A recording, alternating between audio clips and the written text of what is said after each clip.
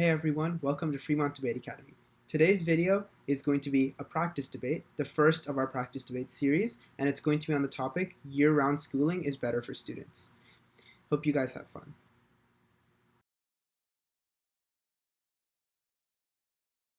My name is Liu, and I'm the first proposition speaker for the topic, year-round education is better for students. So first off, a quick roadmap for your convenience. I will be going into my definition, weighing mechanism, and then my first couple contentions. So without further ado, I will definitely be getting right into it. Alright, so first off, my definition for a year-round education is essentially when schools continue to operate for 180 days per year as they do currently. However, they will stretch out these 180 days over the entire year, which means shorter breaks between each term. Essentially, that basically means that we will be having no summer vacation. And now the weighing mechanism is net benefits, or whichever team provides the most amount of good to the most amount of people. Alright, so on to my first point, which is essentially increasing retention.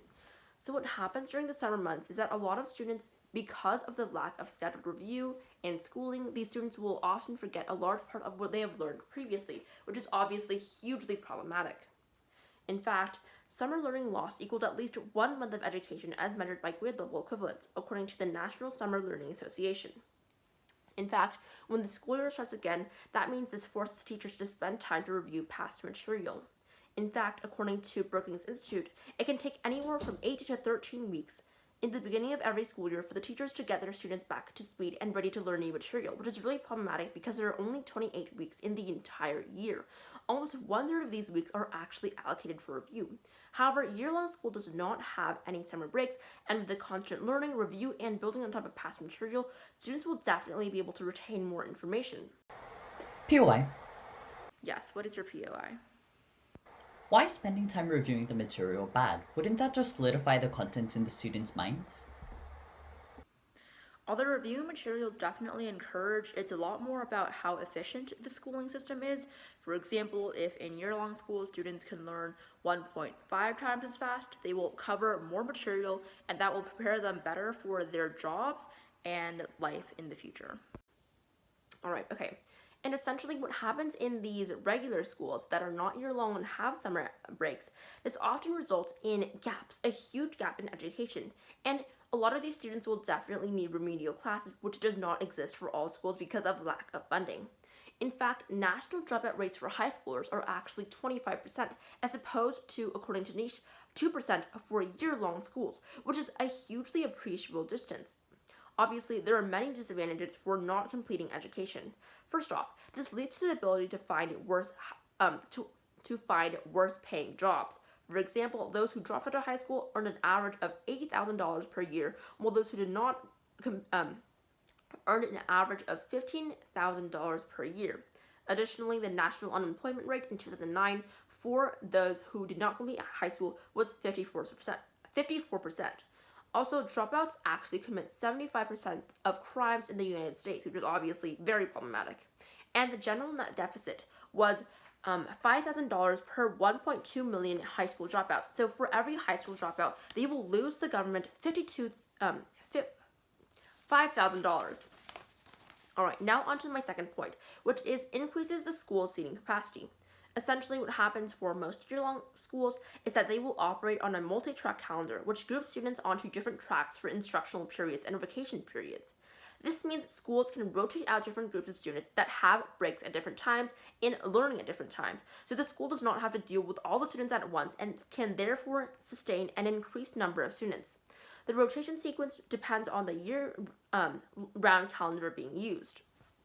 So in theory, if a school with a seating capacity of 1,000 uses a 4-track system, which is one of the systems used in year-long schools, it could potentially enroll almost 1,333 students, increasing its capacity by 33%. In practice, 4-track plans typically expand the seating capacity by about 25%. Additionally, according to the California Department of Education, this saves on school construction costs, which is about $13 million every single year for an elementary school, including the cost of the land, and allows school districts to deal with growth quickly, as the number of new schools that have to be built decrease. For example, when Los Angeles implemented the plan, they were able to increase student capacity by 23%. and Wick County, North Carolina was able to house 20 to 33% more students. So obviously this year-round system is much more efficient, and because it saves so many of the costs, more money is able to go to the Department of Education to spend on required resources. In fact, more money can be spent on areas that definitely need it and require it. In a 2016 study, between 1990 and 2011, states that allocated more funding to a high poverty school district was able to narrow the achievement gap by an average of 1/5. Obviously, when we have year-round schooling in place that saves money, this money can be used by the Department of Education to fund schools that actually need it. Additionally, this allows more people to have access to a better education and have better chances of gaining more access to higher education throughout the entire United States, especially those in marginalized communities. And in 2015, 4% of bachelor's degrees recipients aged 25 and older lived in poverty, compared to 13% of high school graduates, which means that gaining access to higher education is very important. Because of all these reasons, Judge, I strongly suggest a proposition vote. Thank you very much.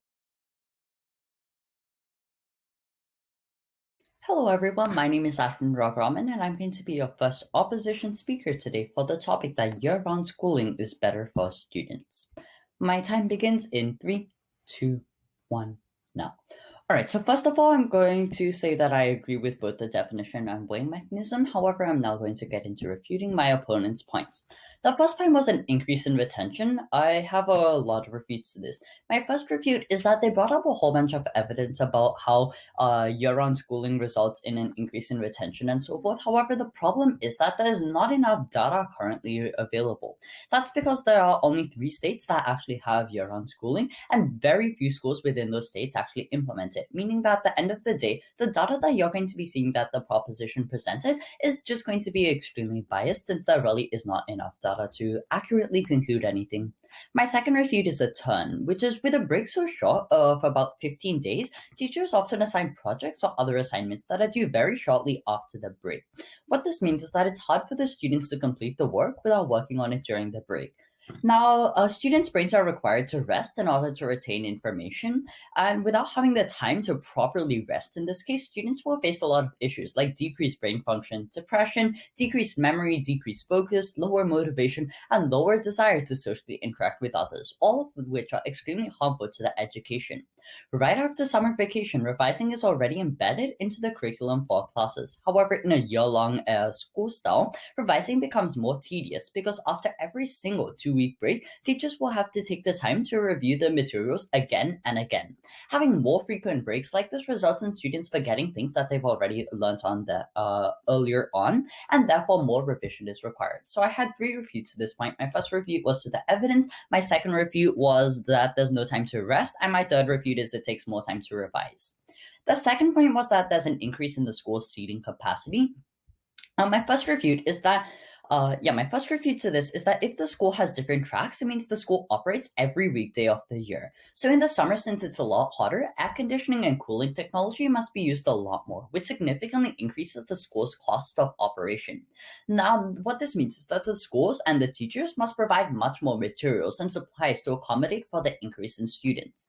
For many public schools, a lot of the instructional material used to supplement students' learning is bought with the teacher's own money. Teachers also therefore have to buy more supplies without any change in their salary, and in order for the transitioning school year to occur, the schools now have to pay the teachers a lot more money.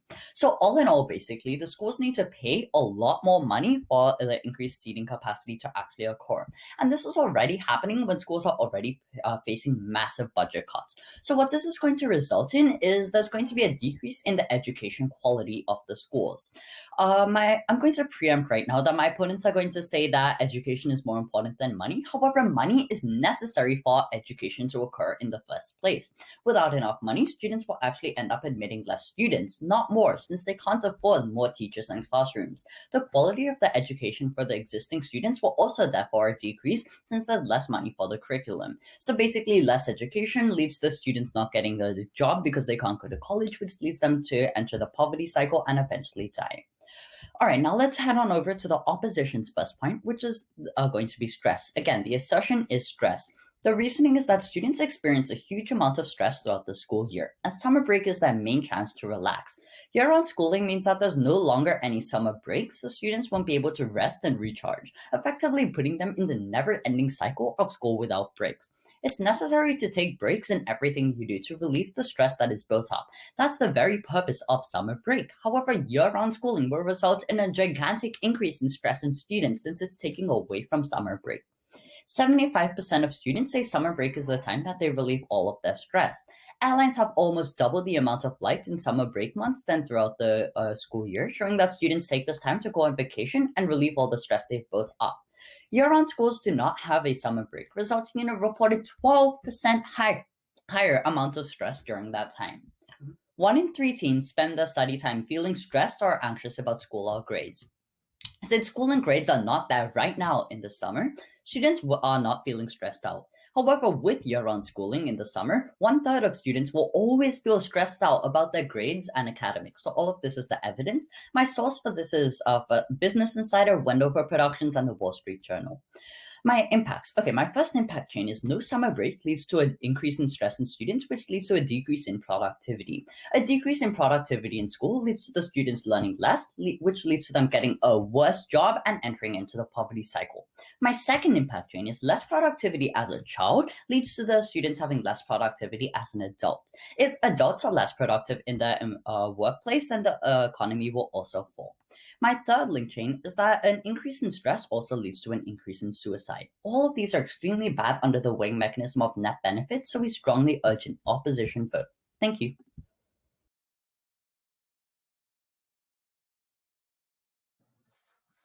Hello everybody, my name is Raghuraman and I'm going to be the second proposition speaker for the topic that year-round education is better for students. My time starts now. Quick on to begin. I'm first going to be backing up the proposition's contentions, responding to the opposition contention, and ending off with a couple of proposition contentions. The first argument that the proposition brings up, or the first contention, is that year-round education increases retention among students. The first response the opposition gives is there's not enough data available. Two responses to this. Number one, although the data that we have is minimal, all the data that we have indicates that year-round education is doing more good than harm. Look at the fact that schools that support year-round education have been able to house 25% more students as compared to schools that do not.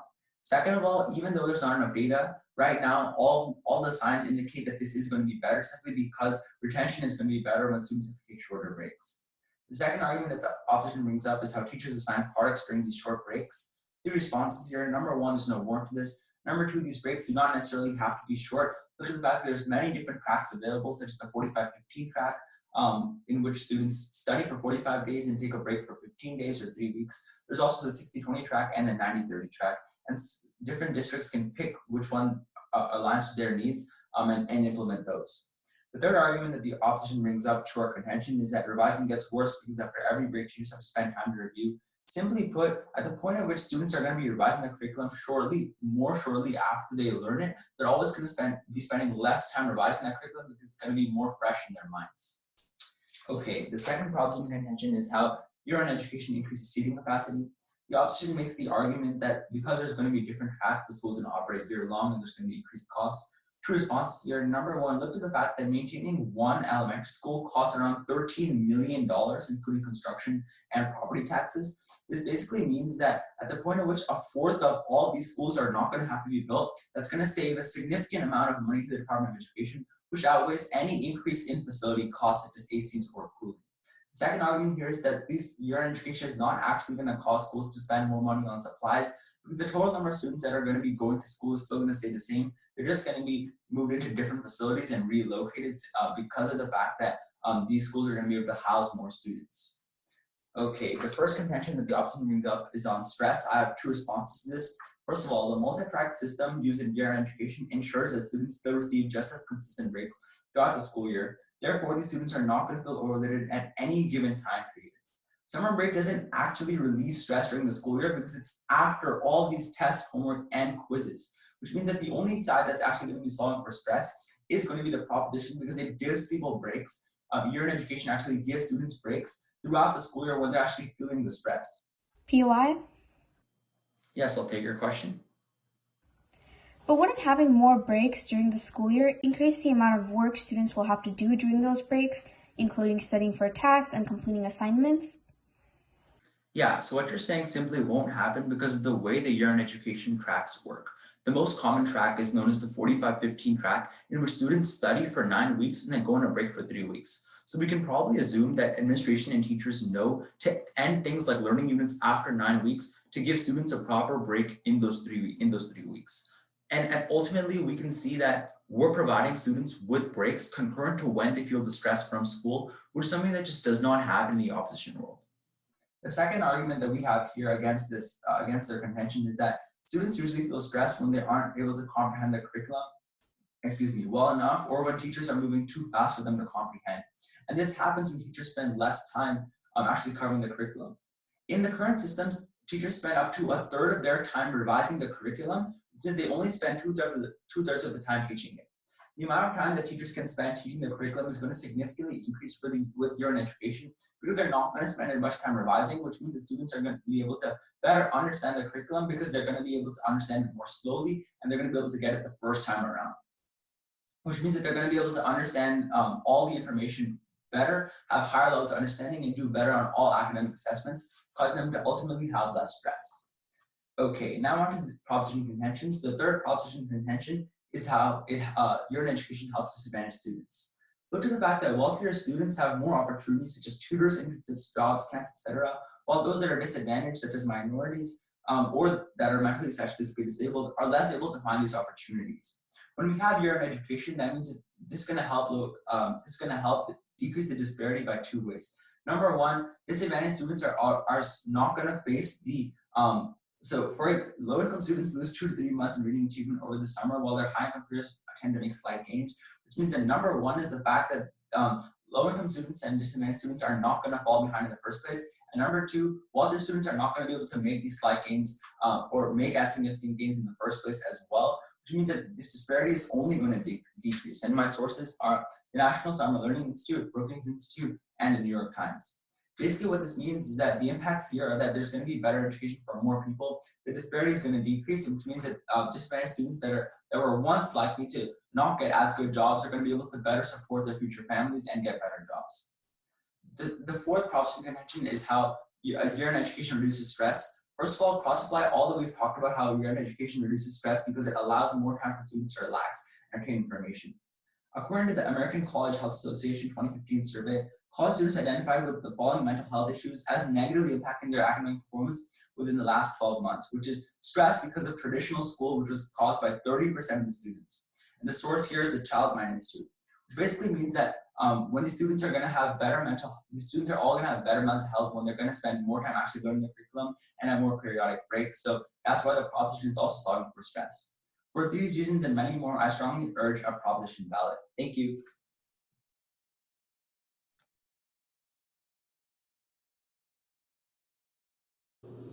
Hello judges and opponents, my name is Shamita Bhattacharjee and I'm going to be the opposition's second speaker for the topic year-round education is better for students. My time starts now. A quick roadmap for your convenience. I'll first start off refuting the proposition's refutes, then go on to defending opposition's first point, then refuting the proposition's third point, and then bringing up my own points. So first of all, proposition stated that schools will teach 25% more students. However, this is actually harmful because according to NPR, an increase of just 3 students per class would decrease test scores by around 0.15 standard deviations. And now this may not seem like a lot, but standard deviations are based on other students' scores, so 0.15 standard deviations is actually a very, very significant decrease. In addition, they stated that there's going to be less time spent revising because of the fact that there's a shorter break. However, even if it's less each time, there's going to be a larger number of times that teachers have to revise because breaks are more frequent. So by the time a teacher is done revising, there isn't much time left for students to learn new information before there's another break, which means that teachers are not going to be revising as much, which will decrease the quality of education for our students. Next up, the proposition stated that maintaining one elementary school costs $13 million. However, this cost will only increase if we have year-round schooling. And they also say that the number of students will stay the same. However, this is just contradictory because proposition just stated that schools will teach 25% more students, which again harms the quality of education. Moving on to defend our first point, stress. proposition stated that summer break doesn't relieve stress during the year. However, there are other breaks that are strategically placed so that students will be able to rest before taking a major test. So, for example, finals are after winter break, AP exams are after spring break, and midterms are after Thanksgiving. So, students have this time to rest before taking a major test and also focus on studying for that test without having to worry about school at that specific time.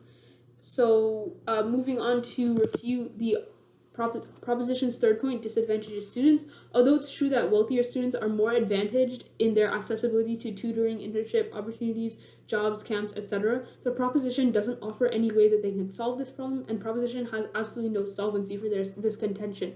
By taking away these opportunities for every single student, we're harming every single student. We're not helping those that are disadvantaged.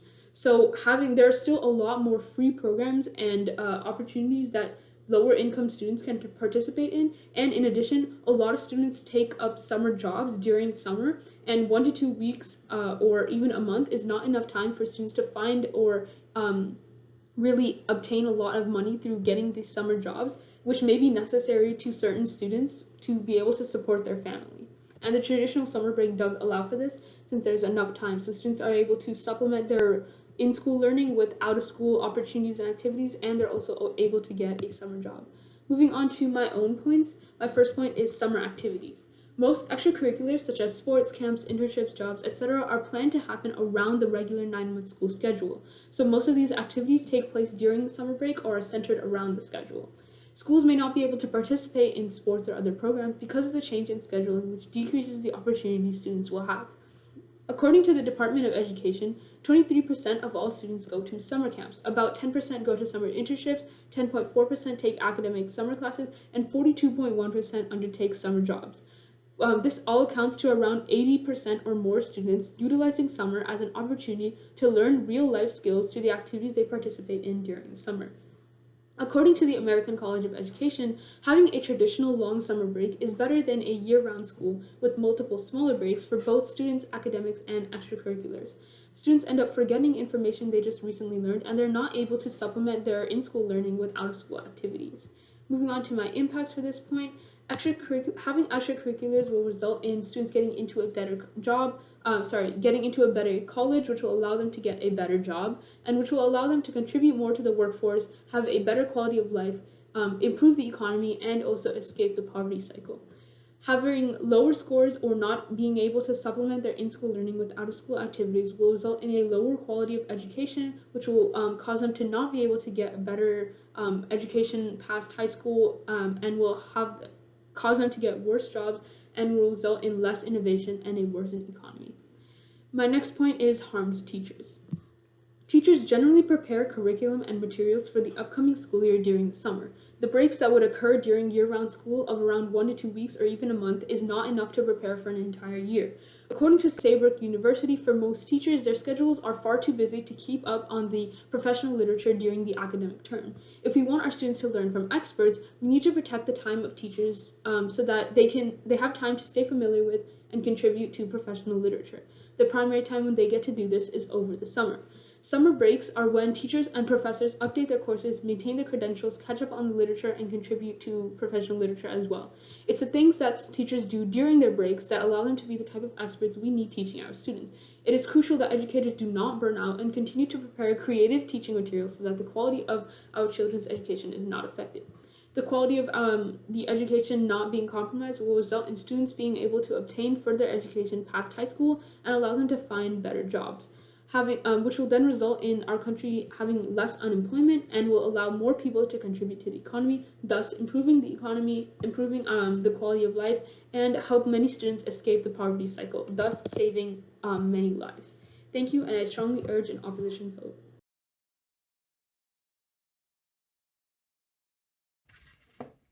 Hello, my name is Neha Suresh, and I'm the third opposition speaker for the topic Year-Round Education is Better for Students. My time starts now. A quick roadmap. First, I'll begin with refuting the proposition's contentions, and then I'll be supporting the opposition's contentions, and finally, I'll be doing the two-role analysis. So starting with the very first contention, increases retention. In a year-round model, after the smaller breaks, whether they're 30 days or 15 days, students often forget what they've learned. which means the teachers have to spend more time reviewing the materials, anywhere from a couple of days to a couple of weeks, reviewing materials for the students. And since they want to teach more education and more information, they often compromise this time, and that just leads to more confused students and students that cannot comprehend what's going on because of the pace and the focus on more education rather than retention.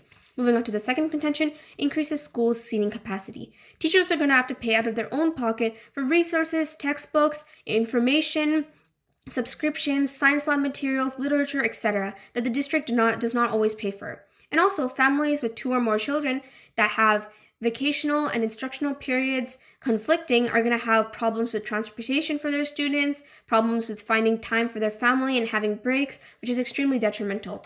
Now moving on to the third contention, helps disadvantaged students.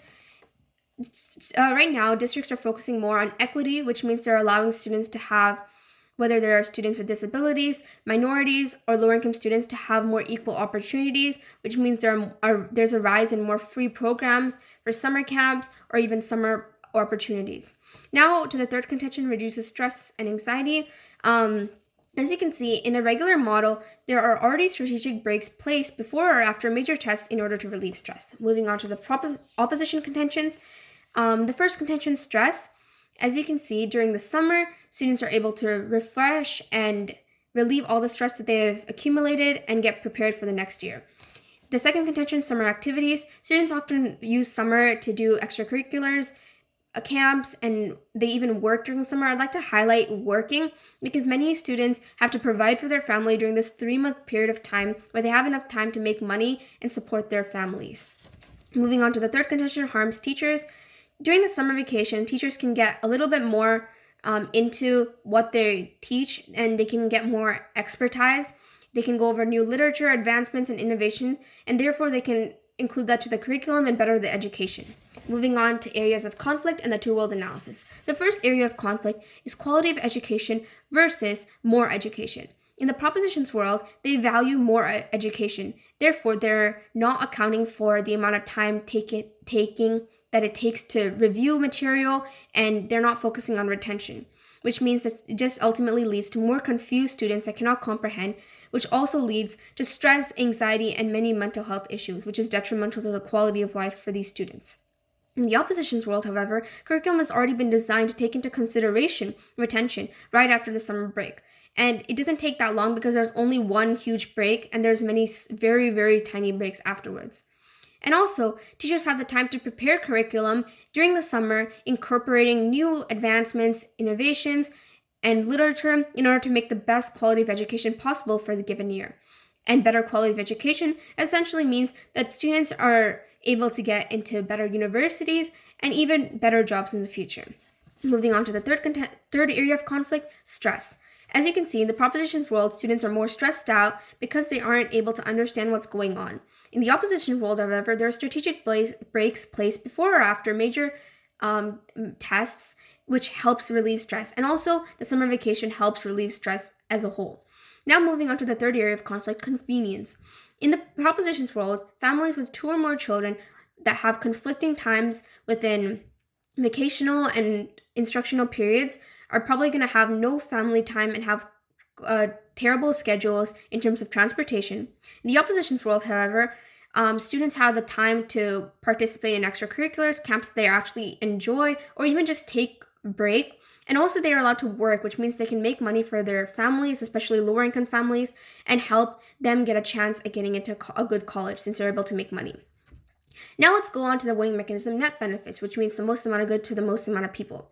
As you can see, in our world, we have a better quality of education, which means students have a better opportunity of getting into a better college or higher education, which then leads to getting a better job and being able to lead a better quality of life in the future. Also, students are less stressed, which means health-wise, they're better, and also they're able to have a better quality of life when they grow up as well.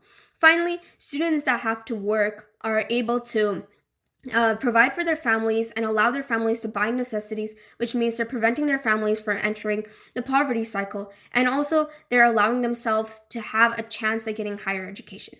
Thank you, and I strongly urge an opposition vote for this topic.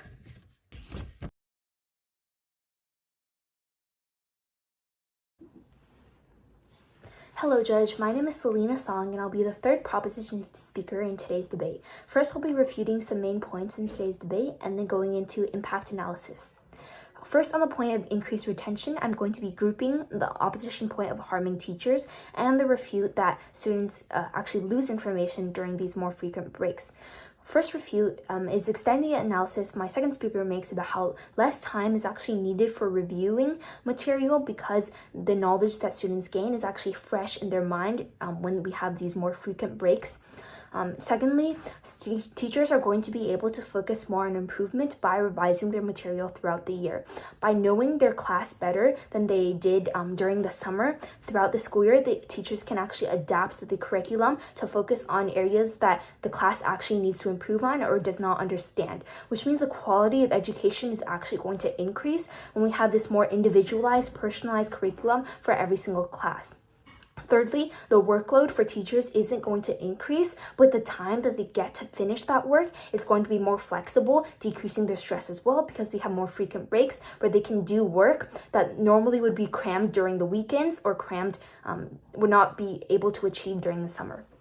Secondly, on the point of seating capacity, the opposition fundamentally misunderstands how there's not going to be an increase in class sizes. There's just going to be students coming to school at different times. It's called like a staggered schedule because of these different break times and models that they can go with.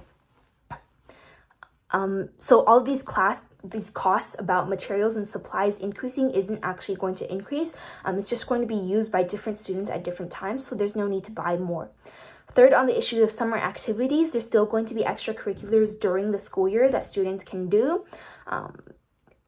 And the money the $13 million from increasing school seating capacity will be used to refund low-income communities, which means we're the only side that actually benefits these disadvantaged students, where the other side just harms them during summer. On the issue of stress, the opposition states how there's already breaks like winter break and spring break. This is actually a term because they concede that these breaks during the school year are good, which means more breaks without year-round schooling that are more frequent is actually going to be better for students' mental health. Because the summer after the school year doesn't actually relieve any stress that is caused during the school year. Going into impact analysis.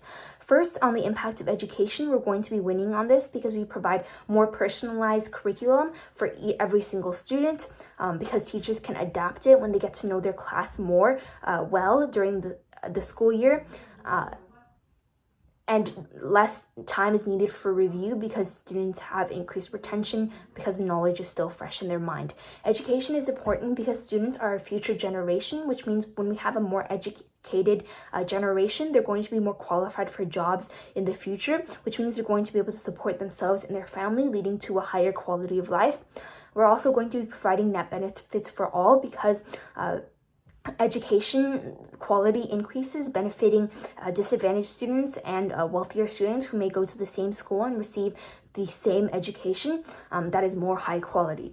This impact of jobs leads me to the impact of economy, about how an increased school seating capacity is going to save $13 million in infrastructure and architecture that is going to go to fund low-income communities. And especially in the time of COVID-19, which is such a big problem in our society today, with these staggered schedules, students coming in at different times, we're able to have smaller, if not the same classes, and enforce social distancing more, which means there's going to be a lower risk of infection, which means we're going to be winning on the impact of lives as well. We're going to be winning on magnitude on the impact of lives because COVID-19 is the main issue affecting thousands of lives and killing people daily, with the number of cases rising in the United States every single day, making us the #1 country in the world with cases. So the impact of lives is the most important impact in today's round because it is irreversible and should outweigh everything. In addition, we're winning on lives because we're preventing suicides and helping students' mental health. With more breaks during the school year, we're going to be able to give students more time to relax and review material that they wouldn't have during summer because it doesn't relieve any stress during the school year.